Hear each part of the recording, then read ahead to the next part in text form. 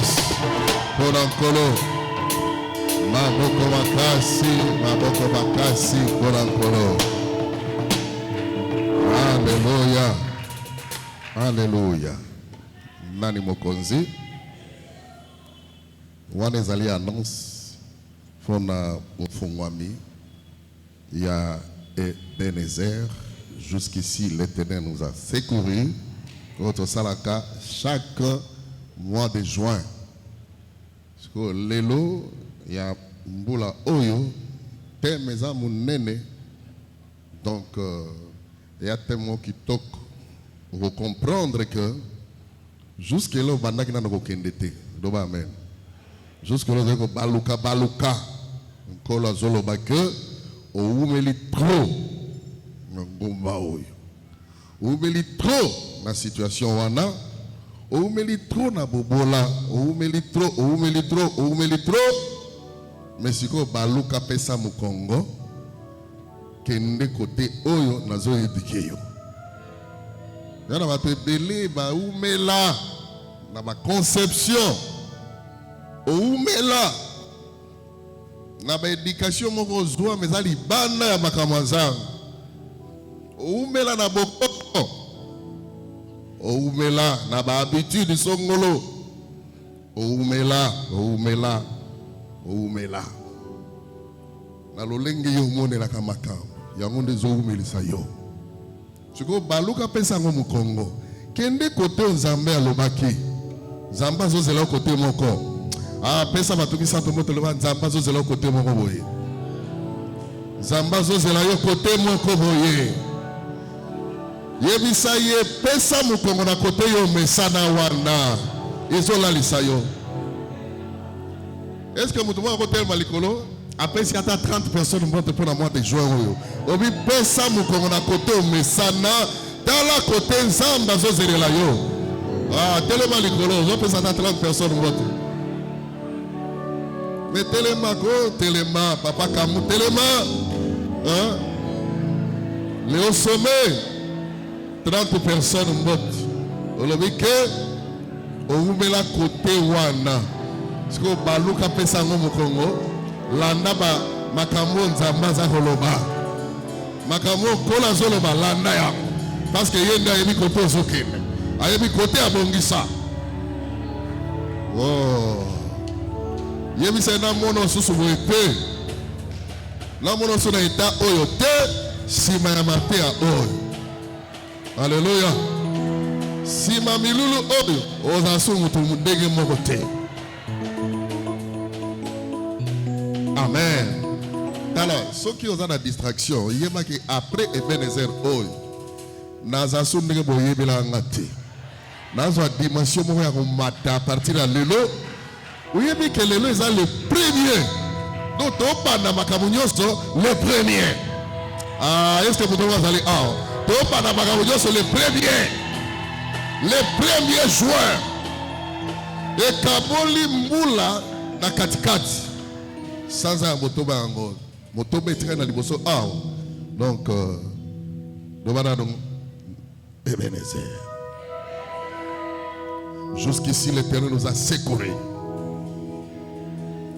Oui, banda lelo na umeli trop. Mais banda lelo na baluka na kele côté nzamba zoloba. Vraiment, kola pambola yo. Voilà, lelo za ouverture, il y a Ebenezer. Toujours fongola yango, toujours fongoli déjà, c'est kota la matéa. Mais avant de kota la matéa, na yebisi bino que to bandi lelo.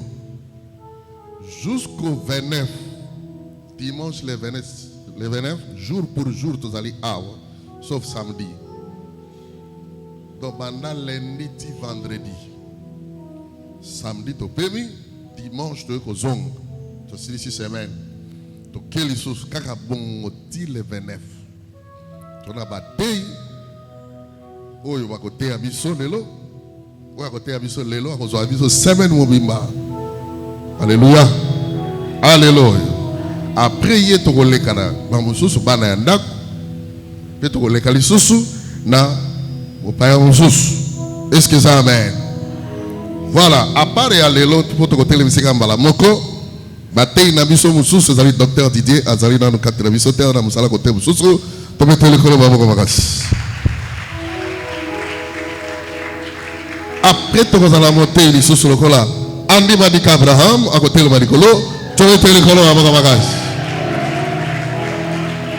À part Andy, tu vas aller dans Papa Joël, à Télémélicolo, à Bogamagas.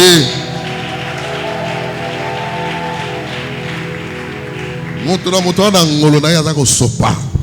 Alléluia.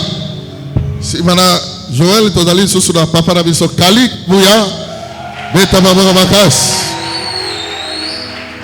Alléluia.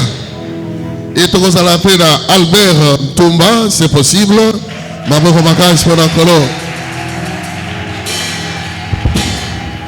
Tu vas l'appeler Kanyombe Papi, Azawapi. Ah, ok. Ah, na Licolo, na Moussa, na Licolo. Beta Maman Romakas pour Namango. Alléluia. Ne batei autre défilé na bango. Et puis na ngamo tata na bango. Alléluia. Quand on que non, batangi songolo te yepe amotei. Mais na mboma oyo toponi ba wana, bango pe ba kote ambala mo mususu. Boy to boyete. Oh ndenge nini kaka boye atiki non po yebisa muninga kozala ka songi te. Alléluia. Kozala chibate Zamba pambola yo, bango nyonso ba batei. Ce qui a été le loté, balasi bakosani ni à côté. Boyeto boyete. Zamba pambola bino. Alors, tout le monde va ba ilikolo to sambela pona batei nyos tika bona loboko na Nzambe. To bandele na ko na Yesu Kristo. Zambe tatara biso to pamboli batei nyoso to kolekana bango kala kitika boy. Ba côté abiso ko latsa bango na ngolo na yo, ko latsa bango na puissance na yo. Nous avons la grandeur d'ailleurs. Nous avons les pamboli pour la biso. Nous avons les pamboli pour la terre de Bango. Tombe-moi, ma Seigneur, notre Dieu. Tombe-moi, le roi des rois. Le prince de la paix, le prince de la vie. Il y a des âmes qui ont été comme ça. Nakomo na Jésus Christ. Amen. Voilà. Dans le Bambala Moko, après Mathéa, ma finaliste va qui nous quitter pour tout ensemble là pour la terre de Bango. Zambe totiki mosai na yo Thomas Jean-Marc Nyamabo totiki na loboko na yo azofungola bilulu oyo kolo bilulu oyo eko funga manase ya onction na yo contrôle na yo présence na yo Zambe bebi kamwa eko landa biso na zela na Mateya ya tongo na lelo oyo eko fungola biso zela jusque 29 bana no bako pambula parce que basali nyonso ba bénédiction pour na biso. Biso peto za lipamboli pour la bango. C'est créé atmosphère miracle et accompagner biso à partir de l'élo. Tikino toko suki sa. Pesa biso disponibilité. Pesa biso makas. Yakoya kusala musala na yo. To pamboli on a comme Jésus Christ.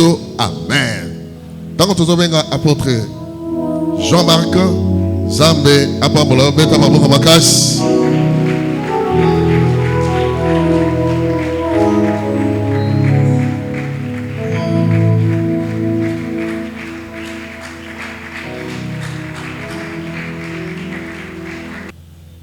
Que le Seigneur vous bénisse.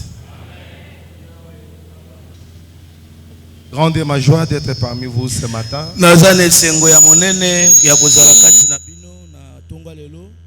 tiens personnellement à remercier l'homme de Dieu, mon aîné, le révérend Stewart. Avec tous ses collaborateurs. Pour cette responsabilité qu'ils m'ont confiée. La chair, c'est comme une femme. La chair, c'est comme une femme. Si tu n'as pas confiance à quelqu'un, tu ne peux pas lui laisser ensemble avec ta femme. Il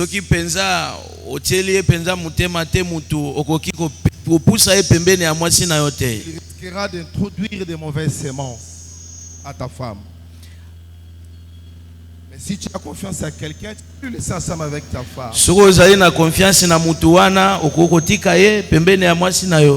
L'homme de Dieu te met debout ici, c'est-à-dire il a confiance que tu as une bonne sémence que tu vas communiquer à l'épouse du Seigneur Jésus-Christ et l'Église.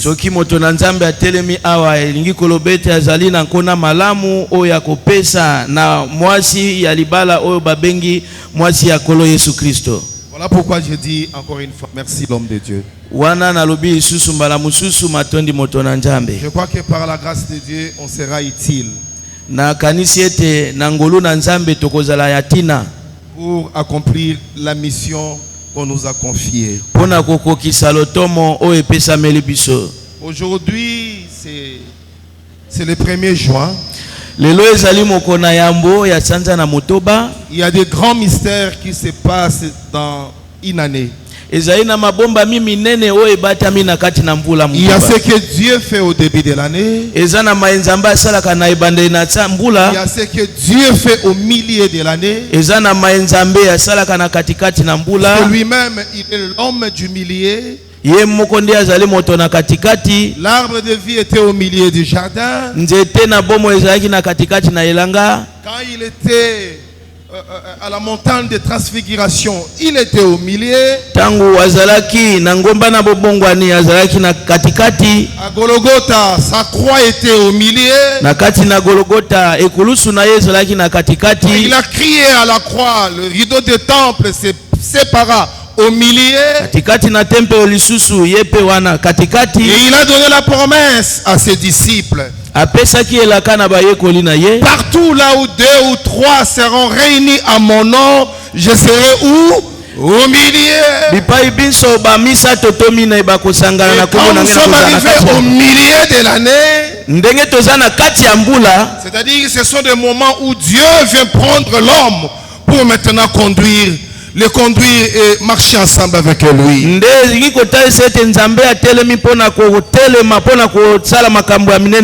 C'est à la 6e jour que l'Éternel avait créé l'homme. Et j'ai béni le Seigneur pour la révélation de cette grande activité de tout le mois de juin.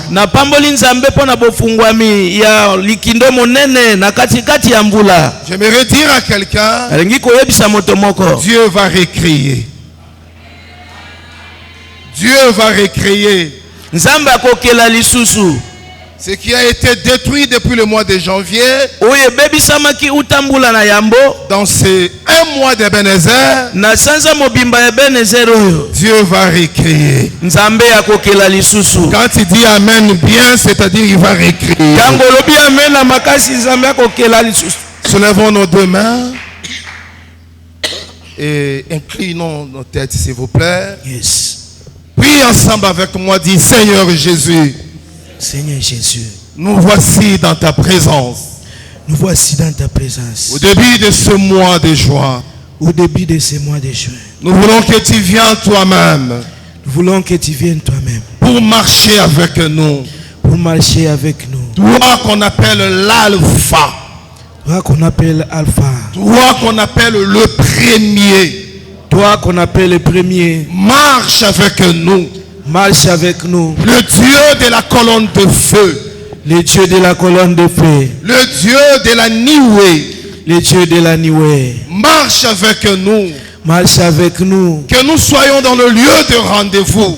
Que nous soyons dans les lieux de rendez-vous. Et au moment de rendez-vous. Et au moment de rendez-vous. Afin que tu puisses nous visiter. Afin que tu puisses nous visiter. Que ce mois de juin soit exceptionnel. Que ce mois de juin soit exceptionnel. Que ce mois de juin soit le mois de ma bénédiction. Que ce mois de juin soit le mois de ma bénédiction. Délivre-moi de stagnation. Alléluia. Aide-moi à évoluer. Aide-moi à évoluer. Aide-moi à avancer. Aide-moi à avancer. Bénis tous les domaines de ma vie. Bénis tous les domaines de ma vie. Le domaine financier et matériel. Domaine financier et matériel. Le domaine sentimental. Le domaine sentimental. Le domaine spirituel. les domaines spirituels. Que tout cela soit béni dans ce mois de juin. Et tout cela soit béni dans les mois de juin. Commence avec nous, papa. Commence avec nous, papa. Chemine avec nous. Chemine avec nous. Ta qualité d'Emmanuel. En ta qualité d'Emmanuel. Sois Dieu parmi nous. Sois Dieu parmi nous. Car nous voulons te voir à l'œuvre. Car nous voulons te voir à l'œuvre. Nous voulons te toucher. Nous voulons te toucher. Et nous voulons te palper. Nous voulons te palper. Mois de juin. Mois de juin. Écoute-moi. Écoute-moi. Tu es le mois. Tu es le mois des grands témoignages. Des grands témoignages. Au nom de Jésus. Au nom de Jésus. Dis Amen 3 fois. Lobamen balamisato.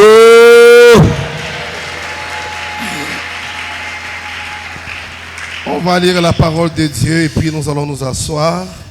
Tokotanga ilobana nzambe pe tokoyeba na kovanda. C'est dans le livre de Deutéronome chapitre 1 là où il y a notre thème. Ezali na mukanda ya Deutéronome chapitre 1er. On va commencer à lire à partir de verset 6. Tokobanda kotanga kobanda na molongo na motoba. Et on va lire quelques versets, je crois bien jusqu'au verset 8. Tokokende kino na mwambe.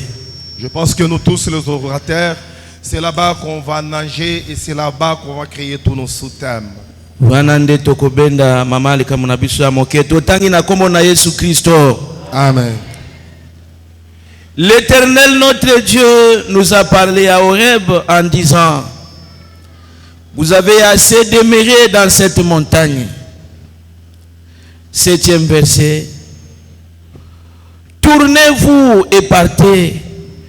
Allez à la montagne des Amoréens et dans tous les voisinages, dans la plaine sur la montagne, dans la vallée, dans les midis, sur la côte de la mer, au pays des Cananéens, au Liban jusqu'au grand fleuve, au fleuve d'Euphrate. 8e. Voyez, j'ai mis le pays devant vous. Allez et prenez possession du pays que l'Éternel a juré à vos pères, Abraham, Isaac et Jacob, de donner à eux et à leur postérité à eux. Parole de l'Éternel. Que Dieu bénisse sa parole. Yahweh apambola Que Dieu ilobane. règne cette parole. Nzambe apakola ilobane mafuta. Vous pouvez vous asseoir. Tokokiko vanda. L'Éternel, le Dieu d'Israël. Yahweh nzambe ya Isalela.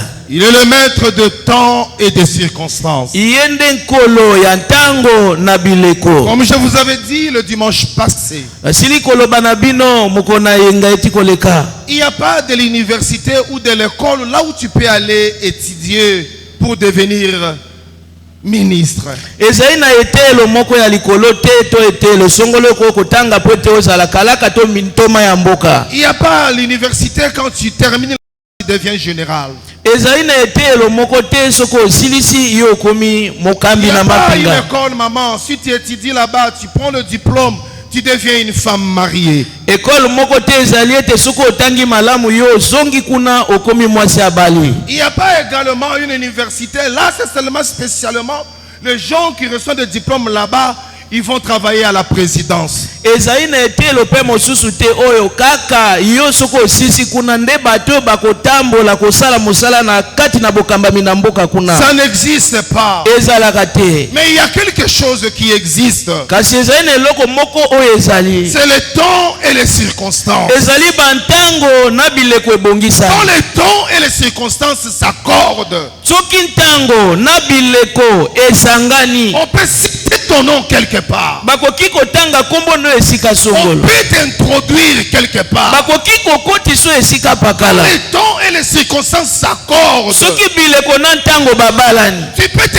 retrouver chef de l'État. Okoki komikuta mokambi ya mboko. Quand les temps et les circonstances s'accordent, Soki ntango na bileko bayokani. tu peux te retrouver maman gouverneur. Okoki komikuta gouverneur ya mboka. Quand les temps et les circonstances s'accordent, Soki ntango na bileko bayokani. tu peux te retrouver aux États-Unis. Okomikuta na États-Unis. Toi-même, tu n'arrives pas à comprendre Yo moko okoma kososola te. comment je suis arrivé ici. Lolenge kani nakomaki na esiko. L'Éternel qui est assis sur le trône, Yawe oyo avandi na ngwende. c'est lui qui contrôle l'humanité. Ye moto akokamba mboka. Avant que nous venons ici sur la terre, Ya moto ya na mabela. il nous avait connus d'avance. Ayebaka biso yambo. On était des esprits dans sa présence. Tozaki milimo na liboso na Et ye. il savait partout là où il va nous orienter. Ayebaki bipai nini ye akokambela Il biso. a donné à tout et chacun de nous des missions à accomplir. Apesaki moko na moko balotomo ya Tu kokokisa. dois tout simplement être sensible Esengeli ozala kaka moto ya pour simbami comprendre, mpona kososola. pour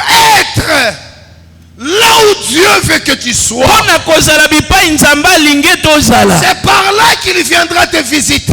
Wana nde nzambe akoya kotala yo. Voilà pourquoi dans la nuit de l'Exode, Nde na ntango ya butu ebimelo. quand l'Éternel a donné l'ordre à Moïse, Ntango nzambe apesaki mitindo na Mose. il lui a dit, donne l'ordre à mon peuple de sortir. Alobi na ye pesa mitindo na libota na ngai babima. Ils doivent quitter l'esclavagisme. Esengeli babima uta Mais boumbu. dans cette nuit-là, Na butu wana. Moïse résista. Moïse atelemaki. Il tomba la face contre terre.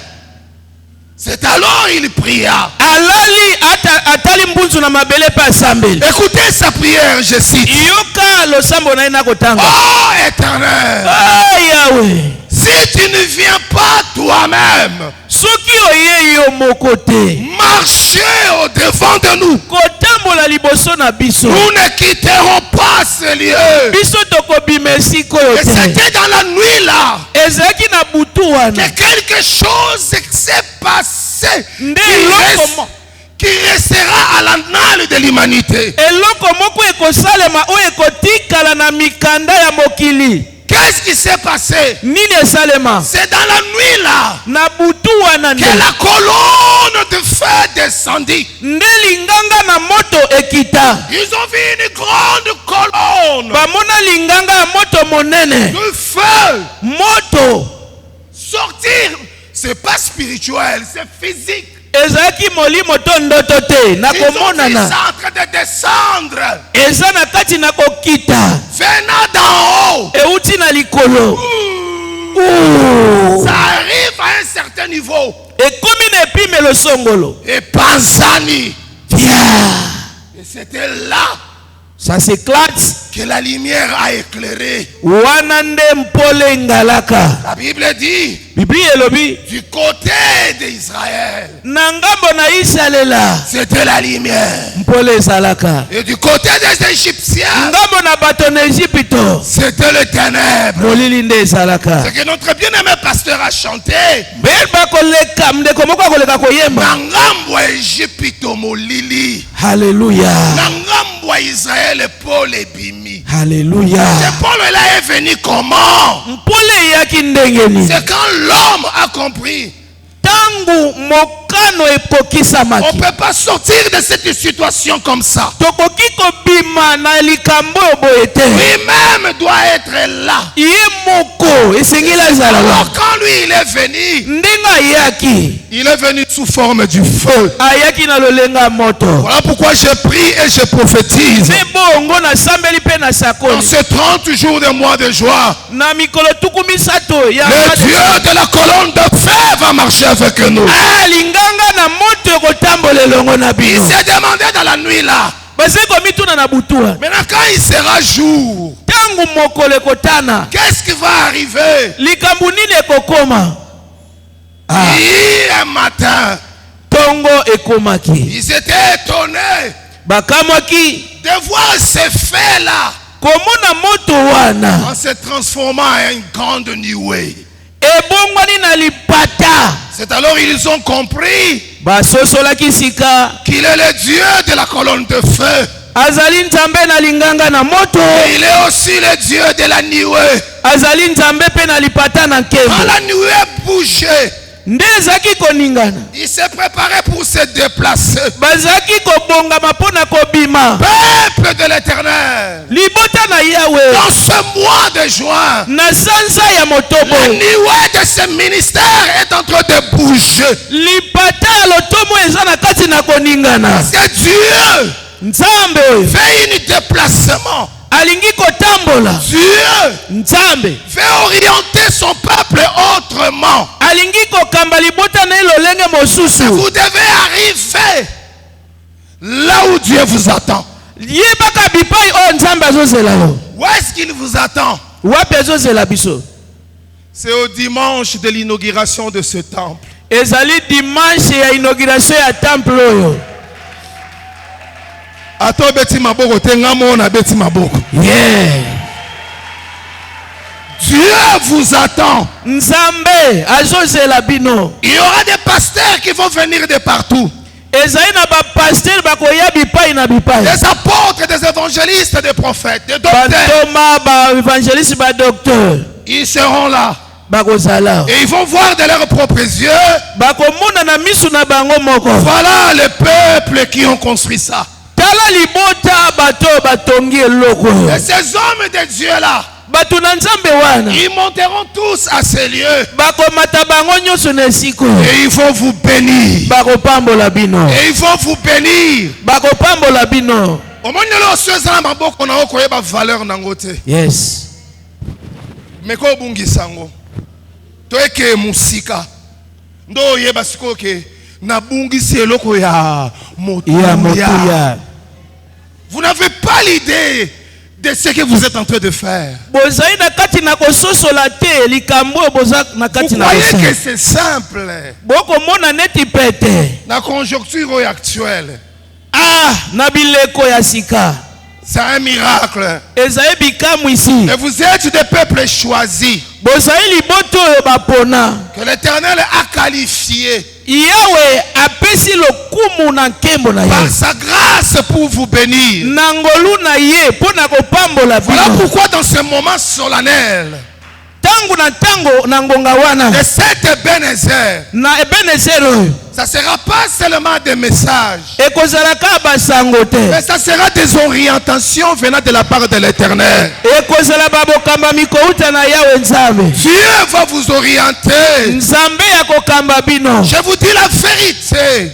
nakoyebisa bino ya solo Parole de loin de l'Éternel. maloba ya mopakoli na Une nzambe grâce particulière va tomber au milieu de vous. ngolu ya bokeseni ekokwea likolo na bino La bénédiction de l'Éternel va toucher tout et chacun de vous. lipamboli na yawe ekosimba moko na Et bino Dieu veut vous voir, vous tous, en ordre. nzambe alingi komona bino panso na molongo Dieu veut vous voir, vous tous, en intimité avec lui. nzambe alingi komona bino nyonso na boyokani ya makasi elongo Dieu na ye. veut vous voir dans la communion. nzambe alingi komona bino na boyokani na bondeko Comme un seul homme. lokola moto moko Pour bâtir la maison de mpo l'Éternel. na kotonga ndako na yawe Il y a toujours une gloire qui descend. namoni nkembo monene Et kokita cette gloire-là descend dans la finition. ah ngolu nkembo wana kokita na bosilisi Quand Moïse a terminé de bâtir le ntango temple, mose asilisaki kotonga tempelo après sa prière de dédicace, nsima ya losambo ya botomboli ya tempelo na nzambe c'est alors la nuée de gloire descendit. nde wana lipata na nkembo ekita Et l'Éternel a récompensé yawe afuta tout le monde. bato nyonso Ceux qui ont travaillé, baoyo basalaki ceux qui mosala avaient de l'habilité, ceux qui avaient des capacités, baoyo bazalaki na bamakoki ceux qui étaient là, bato oyo bazalaki wana tout le monde était récompensé. moto nyonso afutamaki Mais pour que tu sois récompensé, po ete yo futama tu dois être un modèle. ozala moto ndakisa La nature nous enseigne. lolenge ya bokelami Ce qui ekotangisa se biso passe sur la terre nous enseigne. oyo ekotalisa biso na mabele ekotangisa biso J'étais devant l'écran en regardant un événement mondial de la terre. nauti komona likambo moko monene na mokili C'est parmi de plus grands matchs prestigieux de la terre. ezali mpenza na kati na bopotani ya monene elembo ya makasi na mabele Mais pour moi, c'est seulement quelque chose qui m'a tiqué. ngai eloko moko kaka nde ebendaki makanisi na ngai On a fait appel à tous les arbitres. babengisi bato oyo bakambaka bandembo bango nyonso Ce sont des papas et des hommes responsables. bazali bapapa mpe bamemi mukumba Tous les arbitres qui étaient réglo. bato nyonso oyo bakambaka match bazaba molongo. On les a tous fait porter les médailles d'or. Barbitre nyonso balatisaki bango ba médaille d'or. On appelle ça le médaille de mérite. Babengi yango ba médaille ya bato basengeli. Mais il y avait un. Ezaki na moko. C'est un grand. Munene. Il n'était pas là. Azalaki wanate. Vous savez pourquoi? Boye pona nini? Parce qu'il n'était pas réglo. Azalaki na molongo te. Sa femme ne lui a pas vu là. Ses enfants ne lui ont pas vu là. Ses amis et connaissances ne l'ont pas vu là. Baninga na ebwasi bana bamonaki wanate. Parce qu'on a fait des enquêtes sur lui. Bakendaki kolandela makambo etali ye. On a réalisé qu'il était dans le tricherie. Bamonaki ete ye azalaki kati na On l'a kanyaka. disqualifié. Bamemaki batiaki pembeni. Peuple de l'Éternel. Libota na yawe. Il faut être réglo. Esengeli kozala na molongo. Ce que vous êtes en train de faire, Oyo boza kosala. c'est Dieu qui va qualifier cet homme. Nzambe nde akondimisa moto. Après l'avoir les qualifié, Nzambe akati akondimisa il va ye. qualifier tous ses collaborateurs et tous les peuples que l'Éternel lui a donnés. Akondimisa bato nyonso basalaka na ye pe bato nyonso Vous kozala devez nsima. être qualifié.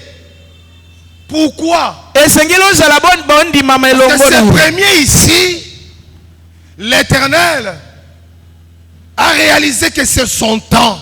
Ezali eleko nde nkolo asosoli ete ezali ntango na ye. Il est venu vous parler par le canal de cet homme Ayi kolobela bino na nzela ya moto pour vous dire, mpona koyebisa bino vous avez assez boumeli makasi demeurer dans cette montagne. na kovanda ndinga ya ngombo oyo. Vous avez assez. Boumeli makasi. C'est pas Moïse qui parle, Mose te moto akoloba. mais c'est l'ainsi dit l'Éternel. Nde boye elobi yawe. Dieu lui-même est venu orienter. Nzambe ye moko aye kokamba. Dieu lui-même est venu donner l'ordre. Aye kopesa mitindo. Il leur a dit, Ayebisi bango. levez-vous, Botelema. tournez-vous, Bobaluka. regardez là-bas, Botala kuna. commencez à avancer. Banda kokende liboso. Ne demeurez plus ici. Boumela lisusu awa te. Avancez, Bokende liboso. évoluez. Bokende. Regardez, Tala. la prophétie dit, Lisako lelobi. Israël c'est une plante Isalele ezali njete. que l'Éternel a tirée dans ses pépinières. Yawe abimisaki na kati na boboko libanjete ya Mais mike. avec Israël dans sa main, Na Israël na maboko na ye. il n'y avait pas de terre pour planter Israël. Mabele ezalaka te mpo na kolona Israël. Pour qu'Israël puisse évoluer, avoir des branches. Po ete Israël ekola ekoma na bitapi. Pour qu'Israël puisse avoir de la fertilité. Po ete Israël ekoma kobota. Mais avec Israël dans le main, Na Israël na maboko. c'était pas la main d'un homme, Ezaki loboko na moto c'était te. la main de leur Dieu. Ezaki loboko ya Nzambe na bango. Qu'est-ce que la prophétie dit? Nini lisakoli elobi? Il a chassé les nations. Abengani bikolo. Bino, bolongwa. Ouais. Bino, bopusala kuna. Bino, bozonga sima. Qu'est-ce qu'il cherchait? Abana yoluka nini? La terre, Mabele. l'endroit. Bisika. Et la prophétie dit, Isakoli elobi. quand il a chassé toutes les nations, Tango abenganaki bikolo nyonso. c'est alors il a planté Israël. Wana nde alonaki Israël. Là où il les a plantés, Bipai ye alonaki bango. c'est vrai, Eza solo. c'est pas leur terre. C'est pas leur terre, Eza mabele na bango te. mais c'est l'ordre divin. Ezali etinde ya bonzambe. Na sakola te. Sakola. Okoma esika nzambe alingi okoma. Wow! Amen o lokola ya bandoki. Tala makambo na mususu. Na sakola te. Ah, sakola. Okoma esika nzambe alingi okoma. Wow! Ochayo esika nzambe alingi bachayo. Alléluia. Osimba o nzambe alingi osimba. Omona o nzambe alingi omona. Oyo esalamaka te na famille na yo na nzela na yo ekosalama. Soki bobalaka te yo okobala. Soki bana bazwaka badiplome te yo ayo bana bakozwa badiplome. Soki na famille moto asomba mapangu te yo na bana na yo bokosomba bamapangu. Alléluia. Parce que Yahweh nzambe azobenga na bikolo po atikela yo espace. Osana. Oh, merci Saint-Esprit. Yes. Écoutez ça, écoutez ça. Yoka. On ne met pas de l'ordre Batiaka molongo te. dans le désordre de Dieu qui est son ordre. Ah, nakati na mabulu na nzambe o ye moko azali molongo na ye. Je ne sais pas si quelqu'un m'a écouté. Mutu moko ayoki te. Je ne sais pas si quelqu'un m'a entendu. Na yoki te soki mutu Je azali. répète. Na zonge. On ne met pas de l'ordre Bayaka kotia molongo te. dans le désordre de Dieu Nakati na mabulu ya nzambe. qui est son ordre. Oyo ye moko nde molongo na ye moko. Jacob a voulu bénir Ephraim et Manassé. Jacob alingai kopambola Ephraim na Manassé. Son fils Mwana na ye. a mis de l'ordre. Mwana na ye atiaki molongo. Ici, Awa. on va imposer les mains à l'aîné. Kotia loboko likolo na mokolo te. Likolo ya mwa liboso. Oui yaya kulutu. Yaya. Ah. Et ici, Awa nde. on va imposer les mains sur le cadet. Nde bakotia loboko likolo na leki. Mais bizarrement, Kasi na mabe. on ne met pas de l'ordre Batiaka molongo dans te. le désordre de Dieu. Kati na mabulu nzambe ye moko atiaki. Joseph était là, Yosef azalaki wa. son père aveugle, Akufa misu. mais il avait la vision céleste. Kasi azalaki na emoneli ya Dans lola. la vision céleste, c'est comme un peu de désordre. Na emoneli ya lola ezali lokola mobulu. Zamba est capable de longola mutu po achayo. Yes. Zamba est capable de koboma mutu po yo hérité. Yeah. Zamba est capable de koboto la nation pour enrichir Israël. Alléluia. Oh, comme on a encore la désordre. Yes. La nation nyonso ebundisaka Israël. Na miso ya mokili ba na raison. Mais na miso ya Nzambe za désordre na ye. Yes. Mais ezali raison pour na ye. Amen. Personne ne peut aller en justice avec l'Éternel. Mutu moko te akoki kokende na esambiselo na nzambe. Et je répète, la justice de Dieu, il y en a. Yes. Mutu moko alobi justice ya nzambe ezali. Kosamba na Nzamba kolonga yo. Amen. Joseph était en train d'observer. Aza kotala. Kulutu, amoni tata na ya changé maboko. Mais atie croire. Oh, Oh. papa. Eza question au chaboy. Yes. Nde ordre yango wana. Acha ndenge nini? Boye. Loboka mobile pa ya Ephraim. Loboka mwase pa ya Manassé. Mais mutu ayebi ordre divin. Asali désordre. Asali nini? Achali boye. Mwana lobi, non papa. Te Tu nous tata. as enseigné la divinité. Olakisa biso Tu bonzambe. nous as enseigné la bénédiction. Olakisa biso Tu lipamboli. nous as enseigné la loyauté.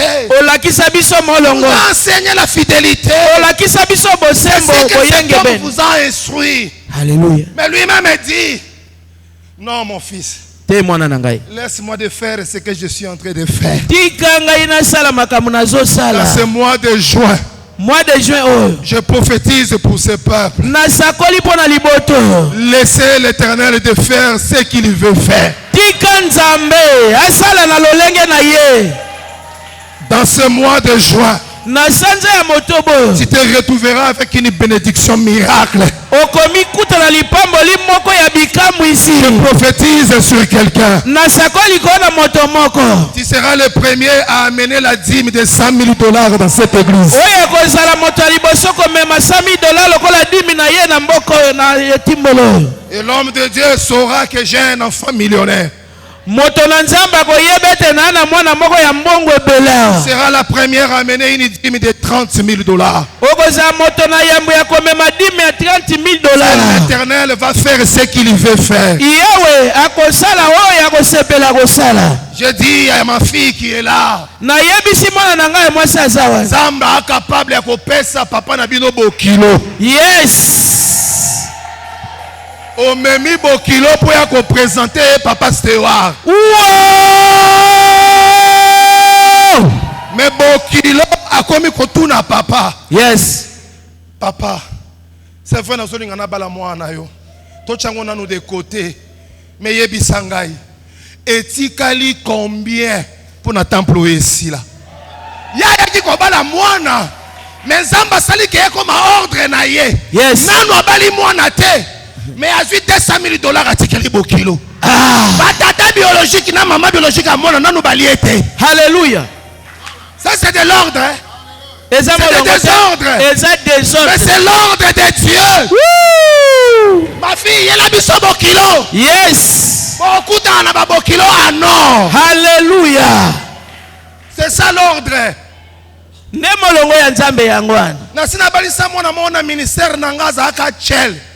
Famille na ye boya ye pour na faux témoignage. Voilà. A sala ba crime, a kota ba prison. Jusqu'à ce que famille na ye ba boaka ye. Ba sundola ye. Ma ye ko se retrouver a kuta na Yesu na ministère na biso. A kuta na nani? Na Yesu. Tango akutani na Yesu. Posa ezalaka posa motema na ye. Envie ezalaka envie na ye.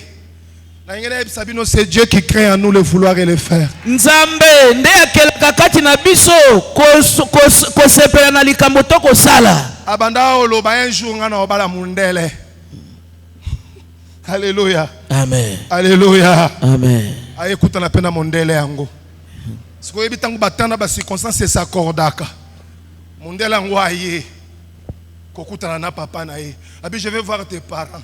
Ya yebi ke ba parents nanga bazaka susute. Papa se war mutasika la parents nanga. Voilà. Apote Jean-Marc mutasika la parents nanga ye. Amemi bokilo pa ya nani? Ya papa parents na ye. To bando solola na bokilo na oki kilo ya likambo. Ah, na saleli bo moto. Na saleli loyauté. Na ebisi ma fille. Dimension makambo ezo kendelele. Na boyi risque.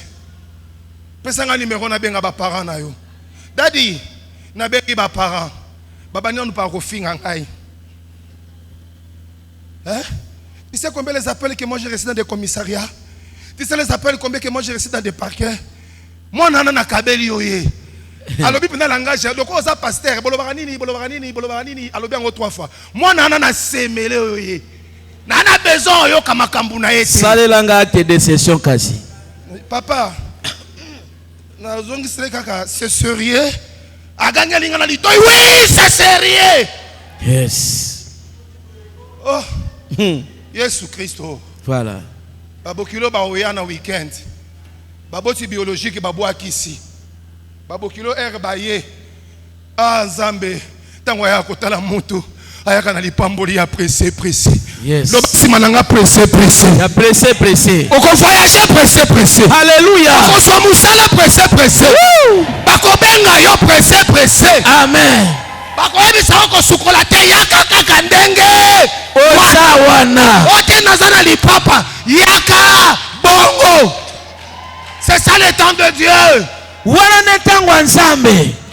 Bokile mundele na baboti na ye balobi nini? Papa, bo sangisaka nyonso. O bo senga kana ba mariage na bino Afrika. Bo sangisa également mbongo ya feti. Boyo kasiko potango boko sala feti. Biso na mwasi na biso tokozala te. Mais bozo mériter pe ko sala feti. Voilà. Papa bandi feti eza combien? Soki bo sangisi nyonso na dot na zunga ma famille na bakazaka na banini. Ngape na sali moi ki papa pasteur. Na bi bon ekoko sala après près ba $8,000. Batalani yena papa na mwana. Batalani babi OK. To pesa $18,000. Voilà. OK. Maintenant, je sens que moi c'est un très gentil, asa très sympa. Je sens que balinga kaye mingi na batu. Il faut bosser la fête moko ya mune. Pour na fête ba tuninga ite. Babi pour na fête to pesi $10,000.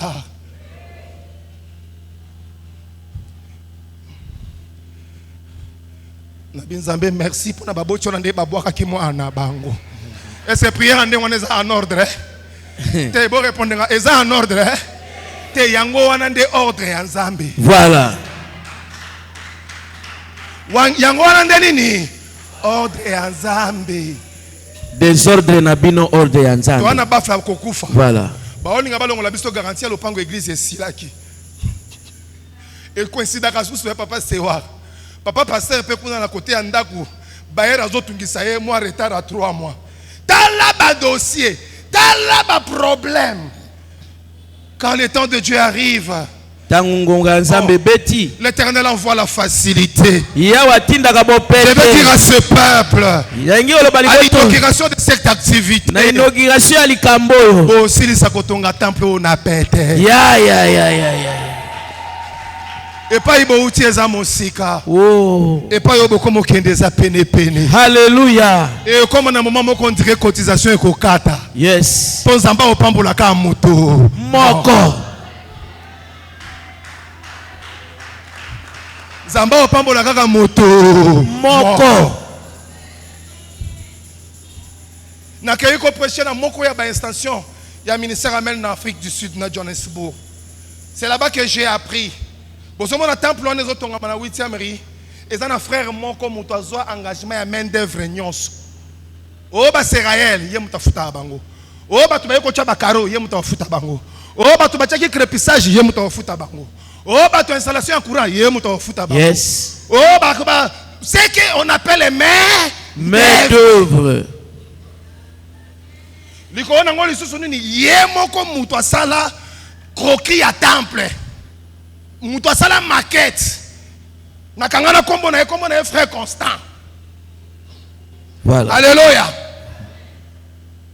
Donc c'est-à-dire machaka crépissage, c'est comme une facture ebimi. Aye na bureau papa. A fouti. Nini souhaite kala ba azo chaba minda oyo. Tant comme une facture ebimi, aye na bureau, ye mo asai nini? A fouti. Ola suki sawana. Tellement zamba bandi ko futa ye na nukutu temple silité. Zamba bandi ko pambola ye. Ye mutu atonga banda kunyoso Moïse Katumbi. Ye mutu atonga banda kunyoso ya Kabila. Ye mutu atonga banda kunyoso ya bastari ya ba musique. Parmi ba grand architecte ya mboka oyo. Tellement azu ba marché. Jour moko azoya na mutu kanaye akuti apôtre azoya kota na bureau. Mais qu'est-ce qui se passe? Atali zamba ordre. Ba otokanga mana mbouteillage moko parce que il faut qu'il ba fungola nzela cortège ya ministre lekana. Cortège ya ministre bandi ko lekana au moins plus de 9 à 12 jeeps. Vous obligé à causer lango moko. Jour envoyé na église. Azu engagement yé moko. Ayo ebisa papa na ye. Okoya ka sous église na mutuka moko te. Asombeli papa na ya molimo 5 jeeps. Il n'y a pas moins de $80,000. Abi papa, ce qui me soucie comme ma protocole, il y a quelqu'un qui a lokola ministre. Wa papa na ngai. Alléluia. Amen. Nazoeb sabino ha. Nzambe aseprenaka bato basalaka bave. Yes. Nzambe aseprenaka bato basalaka makambo ekuti bango na mozindo ya motema. Alléluia. Kola ya $10 oyo chana musala oyo. Tokomi na moment ya Ebenezer. Zambe alola akoya ko soutenir ma famille. Zambe alola akoya ko soutenir ma commerçant. Zambe alola akoya ko soutenir ma employé. Zambe alola akoya ko soutenir ma homme d'affaires. Ma business na bino ko prospérer. Ceux qui bozaba na Zambe telema likolo ganga. Amen. Amen. C'est plus qu'un message. Mais c'est l'incite de l'Éternel pour cette église. Vous avez assez demeurer. Tournez-vous et avancez. Voilà. Allez. Na kati ya Biblia. Esika nyonso nzamba pesa ordre ya aller. C'est exceptionnel. Yes. Yoko luka pe aller na yo. Mais ngana o peso mwandam. Voilà. Yoka aller à makasi. Yes. O échanger histoire ya planète. Aloba na bantoma. Allez.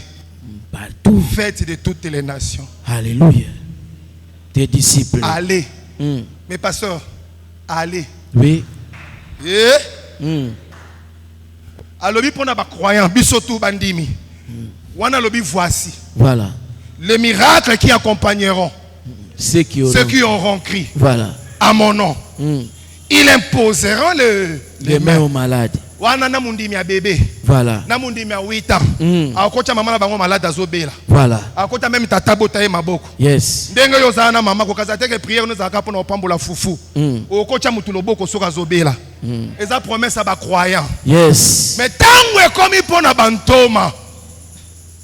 Alobeli bango. Allez. Allez. Guérissez les malades. Bobiki sababele. Purifiez les lépreux. Bobuli sabatona maba. C'est à qui Hein? vous pardonnerez les péchés. Bao bino bokolimbisa masumu na bango. Les péchés seront pardonnés. Masumu na bango ekolimbisa ma. Nous on a papa afandia wa na pouvoir kolimbisa masumu. Voilà. Boke no tonga nga na cité. Debo moninga na zawa na pouvoir kolimbisa masumu na bino. Amen. Na za toma ya bikolo. Yes. Ah. Tomba maboko mibale likolo. Dimanche alelo zonga na ndako na kimia. Yes. Masumu na onyoso elimbisami. Amen. C'est biblique. Esaïe Biblia. Quand il dit aller, Soka le bibo kende. ça engage sa divinité. Eko taisa bonzambe Quand na il dit ye. aller, Soka le bibo kende. c'est-à-dire vous allez arriver. Bibo kokoma. Quels que soient les obstacles, Ata bibaka. vous allez arriver. Bokokoma. Même les géants, Ata ko bingambe batele. vous allez arriver. Bokokoma lotomo Je bokokoma. lève ma main droite du haut de cette chair Na sacrée. tombo iloboko na nga mobali kone Je tundelo. déclare sur le peuple de EESA. Na kolobela libote ya esa. Allez. Bokende. Ah, boyo kingate, borate. Boza kidi bate. Yes. Je répète, allez. Na lobi bokende. Ma maman, Ya. allez. Bokende. Boke ebali sabana. Yes. Boke no lakana bana ba okende États-Unis libela. Alléluia. Boke no tika bana na ba collation à grade académique. Yes. Allez. Alléluia. Allez. Bokende. Bana ba bombela kiyo. Mais kende kotala mwana zo inaugurer immeuble à 5 étages. Yes. Allez. Bokende. Quand Dieu il dit allez, Toka lobi bokende. c'est divin. Za bonzambe. C'est divin. Bonzambe. Abando expliquer bango. Omoni na contre boy. Omoni na coin boy. Omoni na place boy. Omoni na mupanzi boy. Nde makambo eleka na moi oyo. Yes. Si mayebi si bango. Pour la dernière fois encore. Allez Bokende. prendre la possession Bokende kozwa bifandelo de ces pays. ya mboka wana. Allez Bokende. prendre la possession Bokende komatela bifandelo de la richesse de Kinshasa. ya bozwi ya Kinshasa. Atote kakasaki ya masangu. Yes. Okomo kitsa ba camion ya masangu. Hallelujah. Atote kaka makala ya ba sachet ya 1000 francs na ya 2000 francs. O ba kitsa ba camion ya ba makala. Hallelujah. Zamba lola osala ke mombongo na oya ba galette. Okoma na ba pâtisserie na mboka oyo. Yes. Zamba kosalela o miracle asalela mama Flore. Abandaka na nzungu moko ya madesu na ya loso. Mais kendele lo pembe na ifasik. O mona mwana mwasi na zo lier sa monde entier. Yes. Ba touristes ba utaka partout dans le monde ba coller chez Flore. Hallelujah. Mais asala nini? Asala contribution mona s'appelle des vainqueurs. Chaque dimanche basai na nzambe baliaka loso na madesu na e. Dena mona mwana moko zo na ba yogutu dimanche na ba mikate. Alesa kabasali. Jour mo basali ba pamboli na basali ba utaki Nigeria. Bayebisie au collier sa monde entier. Yes. A kanisa jongo lokola G. Et à l'heure où je vous parle, et bandaki a un beau marché. Batu bako uta poto ba ya olia na beau marché. Batu bako uta mindele. Ce qui midi est bête na ville, on dirait likambo mususu. Poani ayoka ki ordre divin. Yes. Oya mukebo zo sala. Na epe na bino pona yebisa bino. Na 30 jours oyo. Miracle moko exceptionnel ko salama. Amen. Ma fille fiançailles yambalo ko aboutir tina mariage. Yes. Business yambalo yo obandai na $100 mo okoma na $1000. Alléluia. $1000 ole ko koma $10,000. Oya so yambaka prophétie yamba ngo ko fanda te ça so keza yo telemi likolo. Amen. Ba yambaka nzambe ya ko fanda te.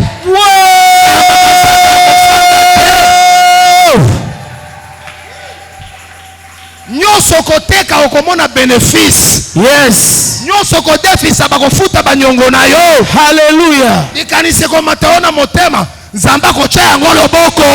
Amen. Papa lobielo ko moko na chere pasoli motema nga. Yes. Abi botala. boya na mbongo.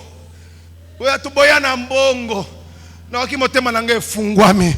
Nzamba lobi na ngai pambola peuple oyo. Yes. Ça fait aujourd'hui plus de 34 ans dans les ministères. Le Seigneur m'a envoyé dans des contrées que j'ignorais. Le Seigneur m'a envoyé partout dans toutes les nations. Nous avons suivi dans les réseaux sociaux, dans millions de millions. Administrateur n'a pas protocole, n'a pas koko n'a ngai, oh moi n'a ngai. Yeyo.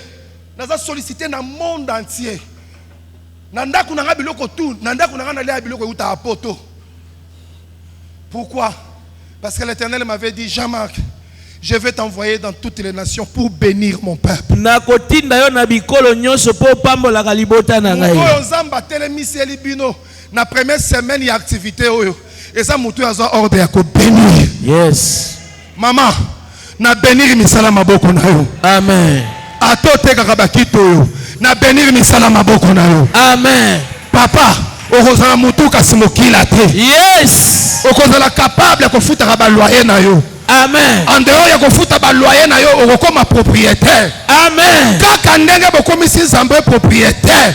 Ndenge pe Nzambe estewar akokomisa bino nyonso ba propriétaire. Amen. Na prophétiser. Yes. Et là on sala bino kokoso. Et ozala ke parking akocha ba mituke ozala te. Parce que mituke koleka tellement ébélé. Yes. Mituke koleka tellement ébélé. Tokosomba na pembeni. Est-ce que bato konzima bazali awa? Amen. Tellement likolo ndingisa contact ya mutuka na yo. Hallelujah. Nazoka son ya Jeep. Nazoka son. Hallelujah. Ya Max 2. Nazoka son. Ya dernier cri ya Range Rover. Nazoka son. Nazoka mutuka moko fungwami le lit puis. Amen.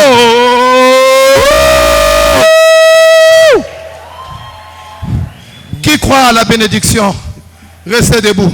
Yes. Qui croit à la bénédiction? Hallelujah. Dans le premier jour de l'inauguration de cette activité, Amen. je déclare dans ta vie, Hallelujah. je prophétise dans ta vie, Amen. ce mois de juin, Yes. ça sera le mois de grands témoignages. Ekozala sanza ya matatoli na yo. Ce mois de juin, Sanzo yo. tu vas compter de fortes sommes d'argent. Okotanga ba mitu ya makasi ya mbongo. Oyoka ba amen na bino bientôt. Ya. Dans ce mois de juin, Sanzo yo. tu vas voir ce que tu n'as pas encore vu. Okomona o nano monate. Dans ce mois de juin, Na sanzo yo. le maître de temps et de circonstances Nkolo tangu na bileko. fera qu'on puisse citer ton nom. Akosepele te batanga kombo na yo. Là où le président de la République est en train de chercher quelqu'un. Bipai mokonzi ya mboka akoluka moto. Et il y a quelqu'un qui est là qui cite le nom de Papa Stewart. Eza na mutu moko azali wana akotanga kombo ya Papa Stewart. Un homme bien, Alléluia. un homme intègre. Aza moto malamu moto kotele. Venir pour nous conseiller. Akoko zala mopesi toli En dehors malamu. de tout, il va aussi prier. Akoko sambela pe lisusu. Et le chef de l'État, sans hésitation, il dit, Mokonzi ya mboka na kozanga koumela te alobi. amenez-les. Bomemela ngai Vous lokola. voyez, quand on a parlé de David chez Saoul, Tangu balobelaki Daud epai na c'est un Saul. homme beau, c'est un vaillant. Aza moto amona. Alléluia. Et l'Éternel est avec lui. Iya wazana na elongo. Qu'est-ce que le roi a dit? Amenez-les. Bomemela ngai elobaki nkumu. Ba otanga kombo na yo. Yes. Ba liboso na komi na Brésil na kutana ba ami d'enfance nanga. Ba ami d'enfance nanga ebele ba comment que les États-Unis ba yaka Brésil ebele ba siège na Brésil ba za ba prêtre. Ba za vraiment ba prêtre. Tokutani to lia na restaurant moko congolais. Tozo lia tozo sepela tokutani. Mais moko na kati na biso azala ite. Kombo na ye partout pa kezile. Voilà. Azala ite. Totangi kombo na ye wana. Et si quand ozalaki moko apesi likanisi. Abino j'ai un ami. En tout ça la démarche frère na ya utikoya. Ce monsieur là a 5 000 $. Pour même en Amérique mais on continue na yeti na Canada.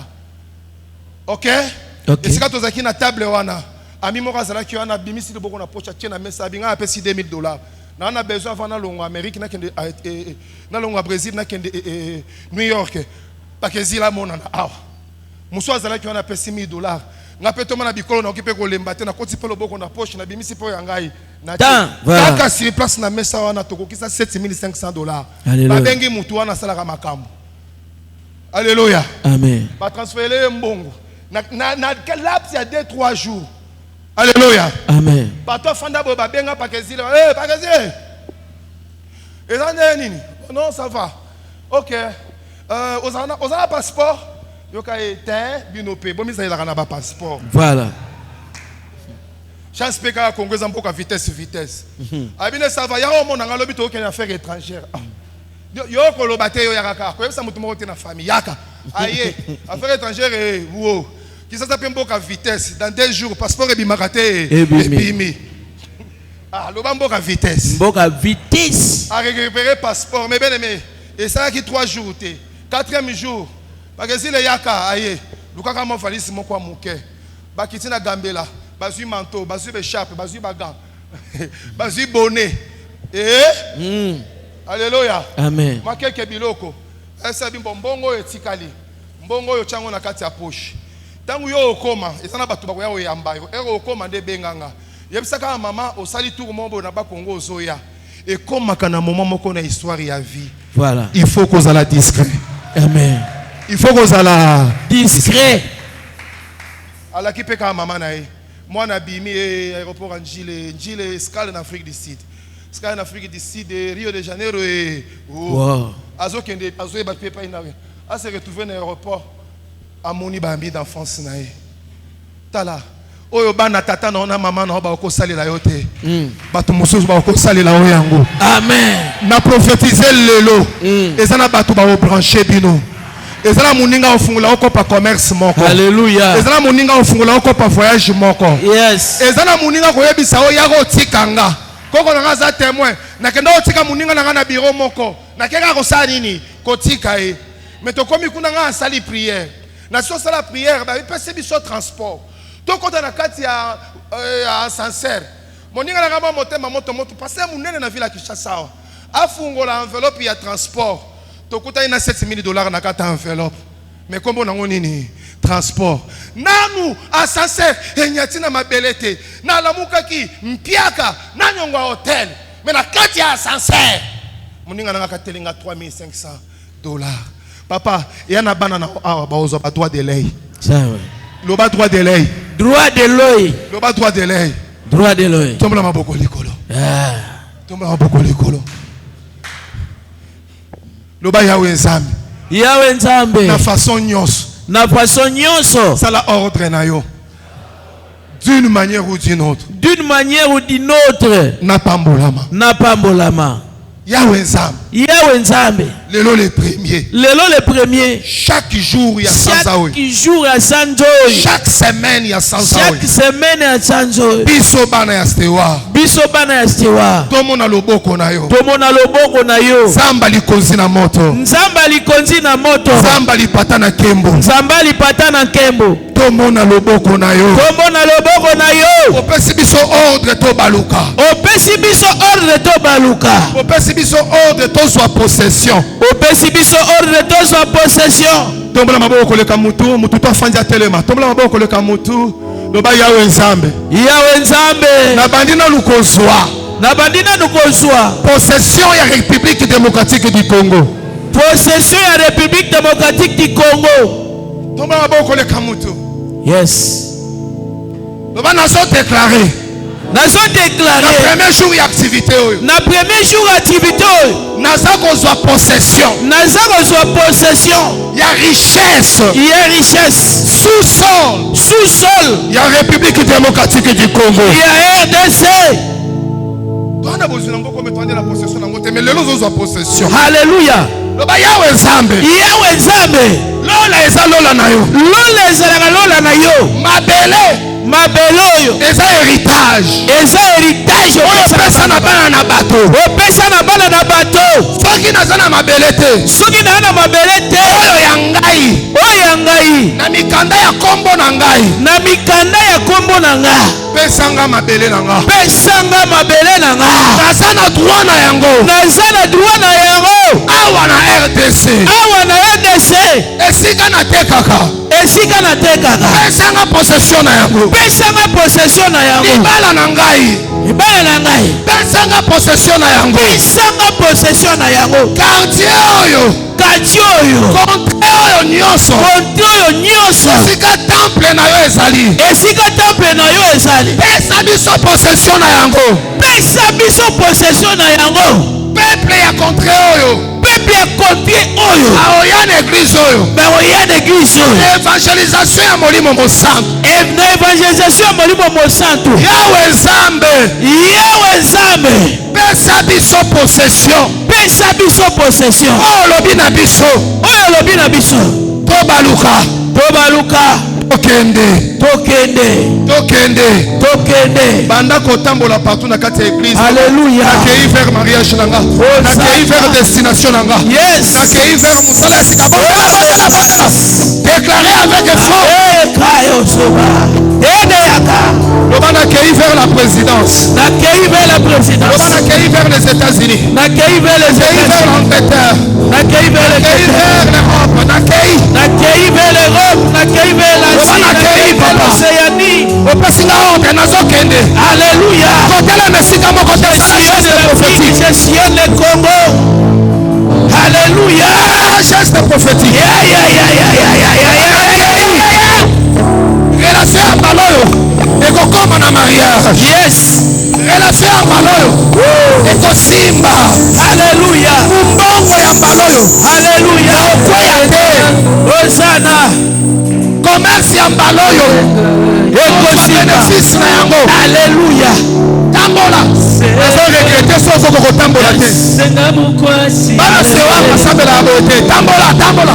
Atambala liboso ya wazwa possession. Nazo possession. Ya mabele ya Congo. Ya mabele ya Afrique. Ya mabele ya ya mabele ya Asie. Et tout le monde c'est Jésus.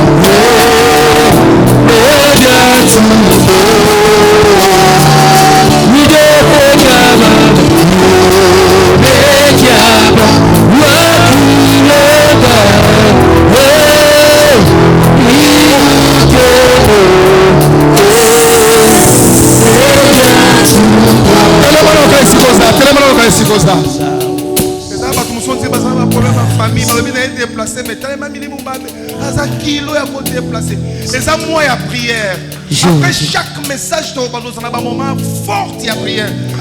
Sortez bien à la souple. Et ça, moi, la possession, la lourdeur, comme ma lourdeur à water. Et ça, moi, ma grande réalisation. Nous avons croqué à ma kamuzamba la kisinga la boutoua au sala na moi. Alors, edengai. Tu vois, beaucoup na olikolo.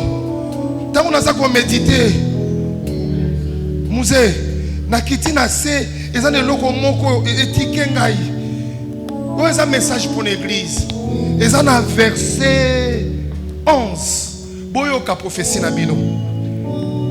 Que l'Éternel, le Dieu de vos pères, Yahweh nzambe ya batata na bino, vous augmente. Amatisa bino. Ah na aucun amen te. Abakisa bino. Qu'il vous augmente. Akomisa bino ebele, amatisa biso, atombola. Abakisela yo. Le premier allélo. L'Éternel, le Dieu de vos pères, qu'il vous augmente. Abakisela bino. Fonds à $100 et comme fonds à $10,000. Alléluia. Fonds à $1,000 et comme fonds à $100,000 papa. Hosanna. Lopango moko comme ma pango misato. Yes. Bana moko ba déclarer au stérile mais boko na bana 5. Alléluia. Toma boko likolo ba yawe ba la biso. Yawe ba kisala biso.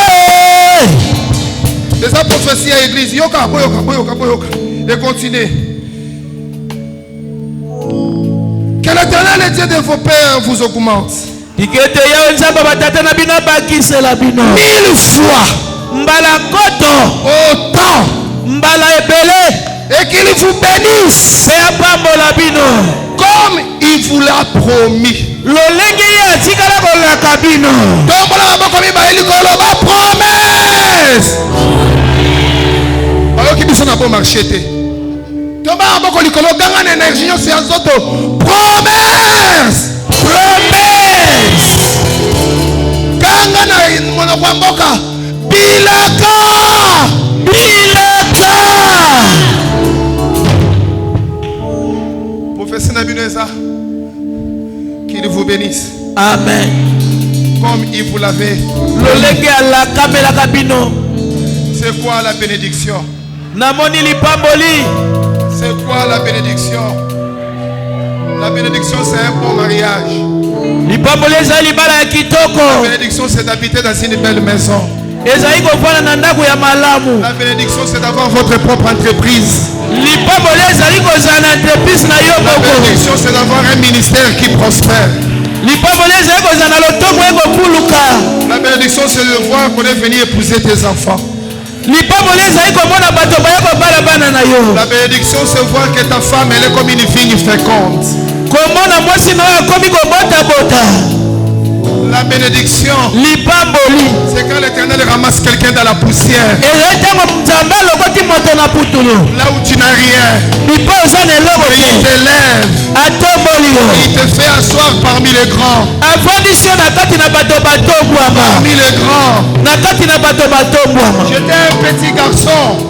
Mwana moke ya mobali. Je vais vous m'amener ma grande sœur aînée, celle que je reste le Seigneur dans sa maison. J'étais un petit garçon. Nazalaki elenge mobali moke. Mais je l'ai reçu le Seigneur, le premier personne dans ma famille. Nayamba moto ya liboso kolo na bomoi na libota na biso. J'ai amené toute ma famille dans la foi. Namemi ebele ya bato ya libota na kondima. Toute ma famille a vu Dieu avec moi. Libota mobimba na ngai bamona nzambe na nzela na ngai. Na ba fille nyonso na koma ba gouverneur ba yambanga. Yes. Ba benga nga na ba autorité na Brazzaville, na Côte d'Ivoire, na Gabon. Presque ba proche nyonso ya João Eduardo na Angola. Na sabela na ba famille na bango. Mais j'étais qu'un petit gamin. Nazalaki kaka mwana moke Et Dieu elenge. a donné l'ordre de bénir. Nzambe apesaki mitindo ya Le Seigneur m'a kopambola. ramassé dans la poussière. J'ai arrêté même les études. Yes. Mais Dieu m'a amené. Nzambe amemaki nga. Il m'a fait asseoir parmi les grands. Avandisi nga na bato Je mikolo. mange dans des maisons des grands. Avandi na bandako ya bato minene. On me reçoit dans des hôtels de 7 étoiles. Nakoyambama na bandako. Pourquoi? Mpona nini? C'est parce que l'Éternel m'a béni comme il m'avait promis. Po ete yawe apambola nga lolenga alakaka ngai. Bomoni na moi ya Ebenezer oyo. Yes. Prophétie na bino yango oyo. Tia maboko na direction na nga. Nzamba obakisela bino. Amen. Kanga misuka ya muke, kanga na misuka ya muke. Momendo okangi miswana na bina yo. Bosana nyonso osi opesa. Yes. Bosana ngo nyonso. Mon nom dit à partir le 1er juin à Ebenezer oyo. Nano sayela nzambe te na église oyo. Yes. Nano soutenir musala nzambe te na église oyo. Yes. Siko fungola miso na otalanga. Nzamba opambola osiko ndenga la kajio. Amen. Moi oza moya ba témoignage ya binene. Yes. Na olo bango na sentiment te. Ata na 34 ans na ministère. Asa asuma kamona kibolenge te. Eza na moment nazalaki jeune. Mais siko na koli na musala we. Na loba te o nzamba yebisinga te na loba. Yani loko moko. Iloko loba moko. Moko. O nzamba yebisingai. Na longola yango. Avant to koma na décembre. To inaugurer musala we. To inaugurer temple we. Et le Congo est ani, c'est infidélité. Pourquoi moi? Oh, vous avez infidèle, oui. Ah, oui. Vous avez infidèle. Oui. Et là, on s'en va bien dans le pan à bino poani. Les pamboli na bino déjà au kangama. Conteneur est bassi baché. Et puis conteneur est déjà na maille. Vous venez basé la conteneur, hein? Et ya. Nous sommes tous en opposé à la carte conteneur wana. Mais conteneur wana zo ya zamba zo ka kilo. Botu na poani. Poani. Ah, mon abino ba mihibi. Pour la preuve, mutu nyonso, nazo swate. On l'a saka bino bref. Mutu nyonso ayaki na 1/10 na dimanche ya lelo. Poussa na ana liboso. Ça là on rapide. Tous à la hôtel maman tout à fandi à télé s'il vous plaît. Oyo kama makolo wana. Poussa na ana liboso télé wana enveloppe. Mutu ayaka na 10 na ye. Bo mo lelo mo ko nzamba linga sala na kati na bino. Na mikolo nyonso ya vie na bino. Bo bo sala dimanche ya lelo te. Mutu to ayek na 10 na ye, sincère 10 na ye. Si vous voyez la parole prophétique dans le Sabino, mukolo ya dimanche ya inauguration ya temple oyo. Ba passer ba ozala ebele pour kenda ya bongo.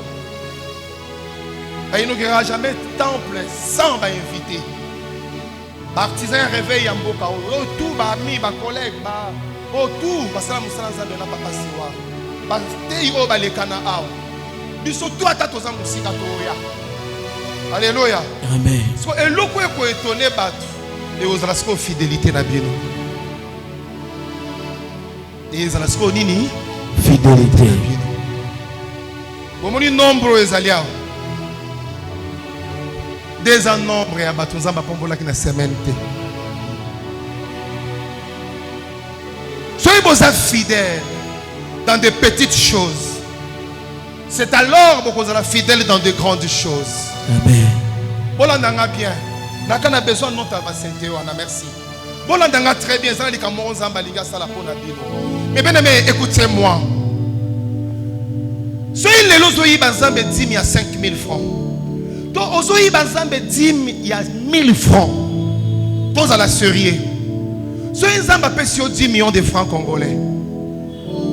Ndo pesa 10 il y a 1 million. Jamais. 1000 au kokate. 10 000 au kokate. Bon, ceux qui ont eu 100 dollars. Ceux qui ont eu 1 million. Il y a solo pendant me mettre dans zone il y a 100 000 dollars na bureau papa ton etumbelo. Pour ça la 10 000 mususu babengela ngo penda papa. Wa ba pesa na l'église. Papa oza wapi na 10 000 na ngina mona na papa il faut na pesa ngo main propre. Si vous êtes infidèle, vous pouvez payer 10 000 à 10 dollars.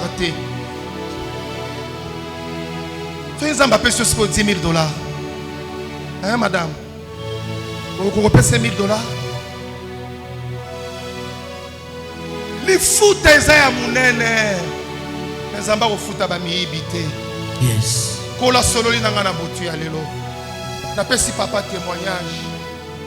Et c'est histoire ya vie nangana ya ministère nanga échangeant.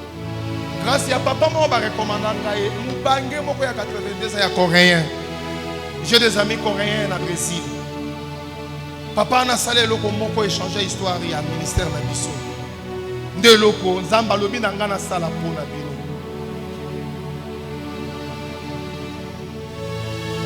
Bo c'est la makamba minene mais bo c'est la on a position ba miyibité. Nzamba otala ba protocole mais ya ba miyibi. Otala ba yembi mais ya ba miyibi. Alors, tu as un intercesseur, mais il y a un miyibi. Alors, tu as un partenaire, il y a un miyibi. Un bon partenaire, ma ça a limité. On est aux acquis côté. À partir du premier Ebenezer, tous se réconcilier dans ça. Pour le belanga, amen, mon cas, il y a assez. Amen. Oui, il y a fandi à téléma. Et c'est exercice pour ça, pour bimesi pour ça. Alléluia. Diakona, même là, enveloppe, n'a pas qui ose langai. Na ope sabino enveloppe moko likolo ya enveloppe wana ba komi 10 miracles.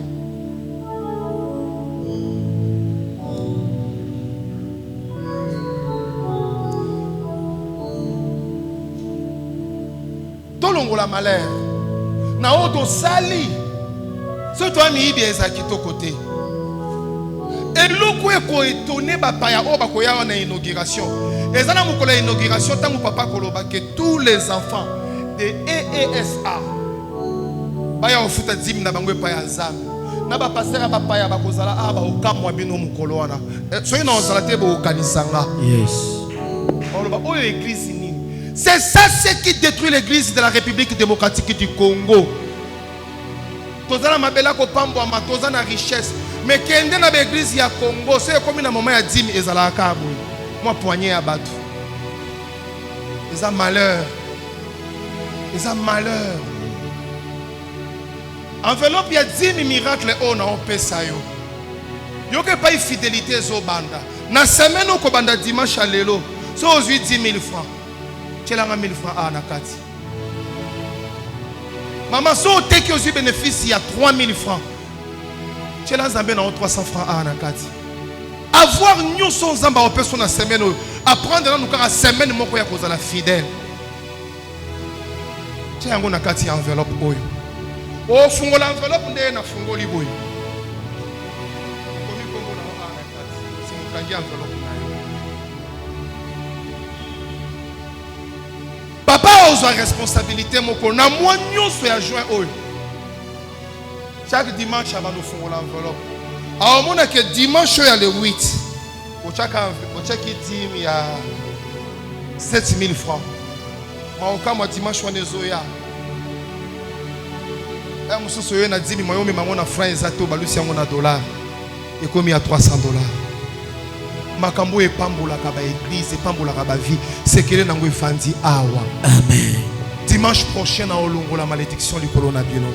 Na olongo l'infidélité du coronavirus. Bible lobi oyo nyonso aza mwana nzambe ayokaka maloba mosali na nzambe. Yes. Au contraire nango ezanini. Oyo aza mwana nzambe te ayokaka maloba ya mosali na nzambe te. Boyokanga promesse ya malamu ezoya. Conteneur na bino eza l'Éternel va vous bénir comme il vous l'a promis. Mais papa nzamba opambola bana ndeni so ba miibi. Bazoko sanani. Ba osale fidélité pas na yo te. Mais pas nzamba oyo pesa bango. Et le coup est là. Bon, comme on va Ebenezer ici là, et nous sommes ici dans le temple. Et c'est possible. Là où il y a l'argent, il est possible. Passez un instant, s'il vous plaît, avec tout le respect que je vous dois. Ça va en côté, hein? Nous ne pouvons pas voter les mains. Nous ne pouvons pas oh, il y a ce pays qui réconcilier dans Zambé, dans le domaine. Il y a dit. Oh, il y a ce pays qui tika koko sans âme. Oh, il y a ce pays qui est la fidèle. Oh, il y a des gens qui sont là, naye fungwa mape ya bana naye. Yo moko déplacer si kozali. Ya kozo ba mfel pona maboko basai na Zambé. Bino ba oboya ki popusana, s'il vous plaît. Kitsa 10 mina yo awa. Seigneur, apprends la fidélité na bino. Ba besoin na enveloppe na bino ya batim. Zamba pambo la fidélité na bino. Zambe oyo to salela ka afungule la bino lola. Siko bino boza ba enveloppe na maboko na ya tini miracle. Boza ba enveloppe. Continuez pour ba iba Zambe te. Boza la fidèle dans des petites choses. Parce que na Zambe boke ne faire bangote. Tika bango moko ba ya vers Zambe. Pour prier ngana ngina sala. La semaine où vous avez un miracle. Oya pesa kadim azora promotion na musala. Oya pesa kadim zamba a protéger la richesse na ye.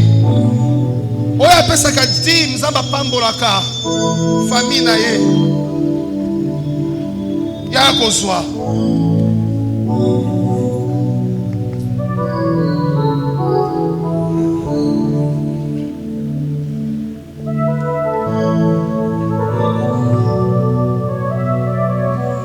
Enveloppe na zonga fanda. Mosala na Zambe fungolela nga version ya Malachi ya 10 na tanga mwa na prière. Version ya 10 ya Malachi.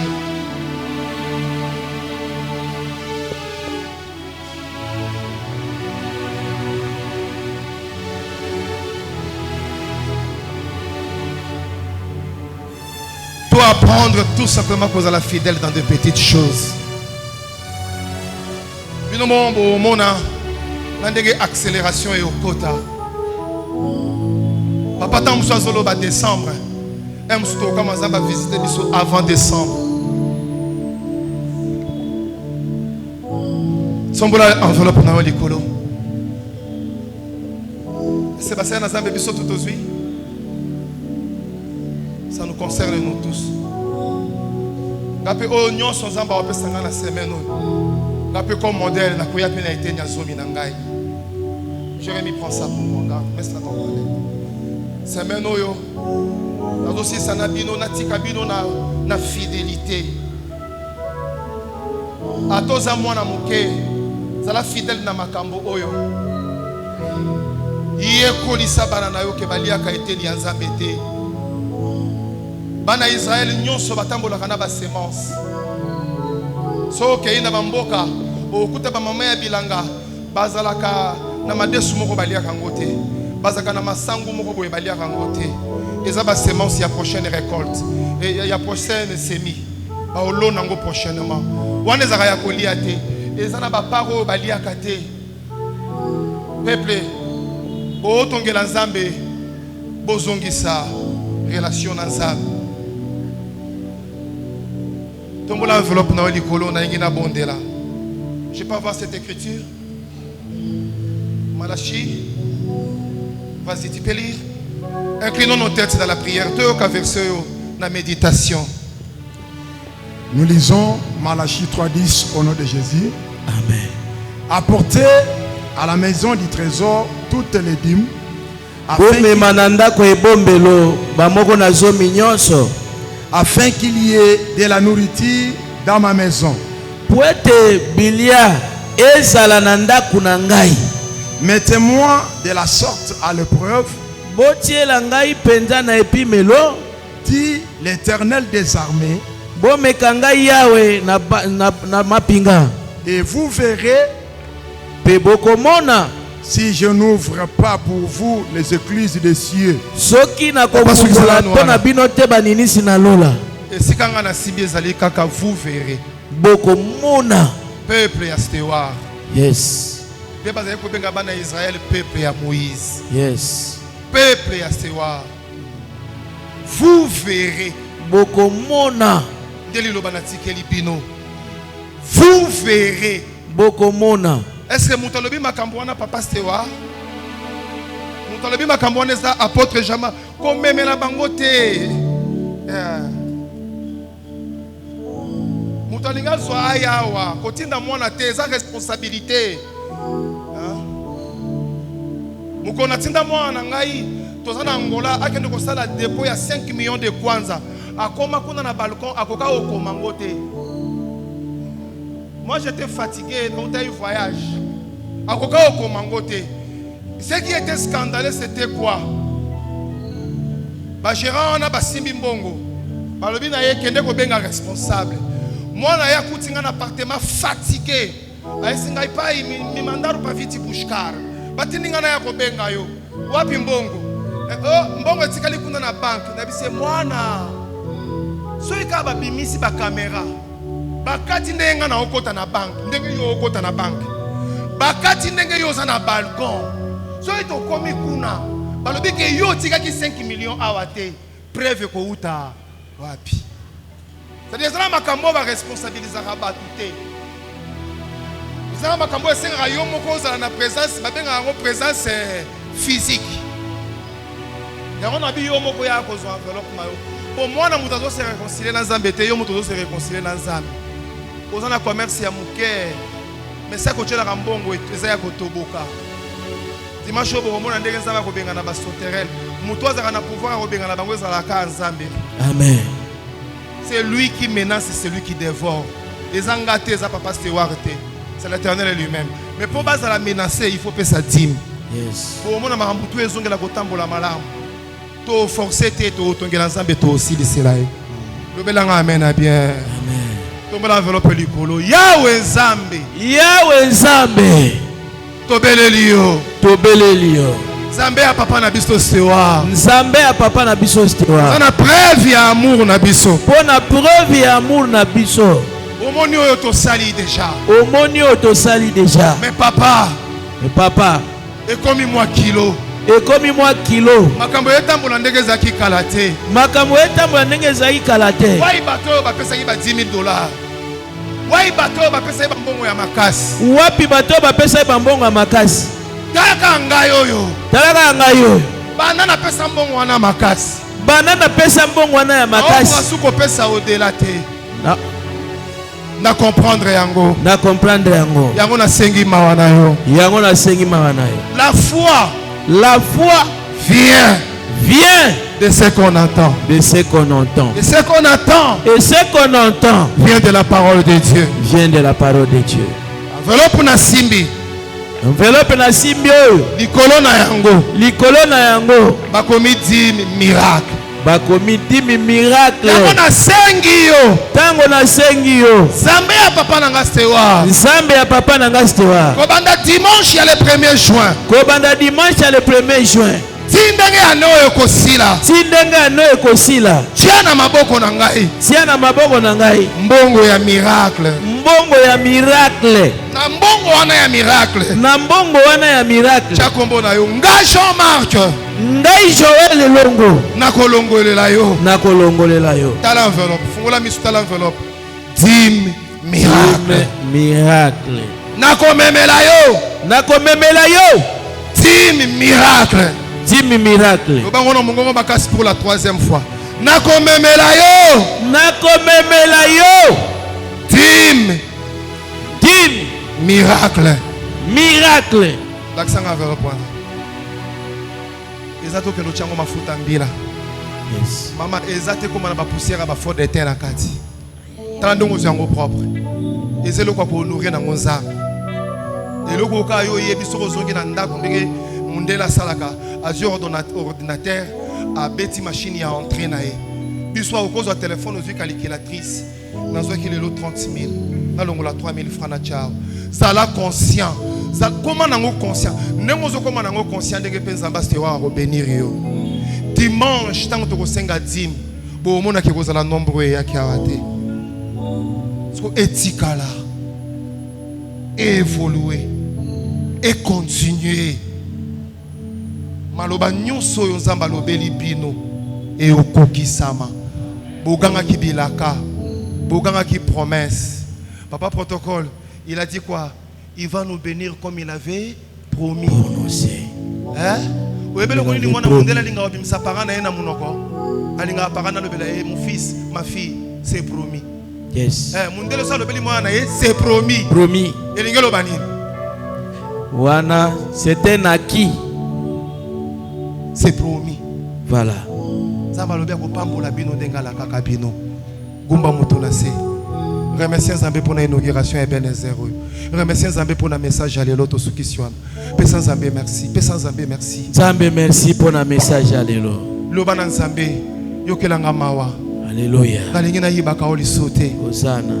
Loba na Nzambe nalingi na zala fidèle dans de petites choses. Oh yes. Seigneur merci. Loba na Nzambe nalingi opesa nga responsabilité à ba grande Merci pour ta chose. grâce. Oh mon Merci Dieu. pour ce message. Oh mon Dieu. Merci pour cette bénédiction. Oh, La parole est sortie. oh, Elle est tombée sur une bonne terre. Éternel Père, donne la rosée, oh Dieu, oh mon roi. pour que ça produise des fruits. Oh mon roi. Seigneur de grâce. Oh mon roi. Yahweh. Au nom de Jésus-Christ. Na kombo na Yesu Kristo. Tolobi, amen. Amen.